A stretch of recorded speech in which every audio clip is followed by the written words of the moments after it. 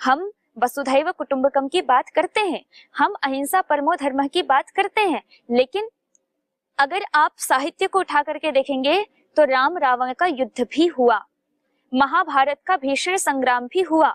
तो अहिंसा की बात करने का अर्थ ये नहीं है कि हम अत्याचार को स्वीकार करें। ये जो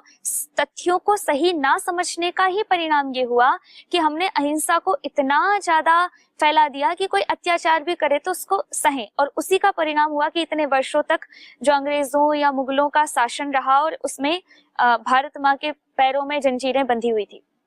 तो यदि हम अपनी संस्कृति के वास्तविक स्वरूप को पहचाने तो भगवान श्री रामचंद्र जी के हाथ में धनुष है।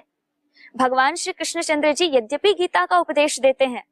और वो भक्ति की भी बात करते हैं, कर्म की भी बात करते हैं, अनेक योग की बात करते हैं, वो योगेश्वर श्री कृष्ण कहलाए जाते हैं, वो सबको क्षमा करने का स्वभाव, करुणा निधान कहलाए जाते हैं, लेकिन उनके हाथ में भी चक्र है। भगवान शिव शंकर को भोले भंडारी कहा जाता है कि वो बड़े जल्दी प्रसन्न हो जाते हैं, बड़े ही कृपालु हैं, लेकिन उनके हाथ में भी त्रिशूल है। भारतीय संस्कृति के कोई भी देवी देवता ऐसे नहीं है जिनके हाथ में अस्त्र शस्त्र ना हो।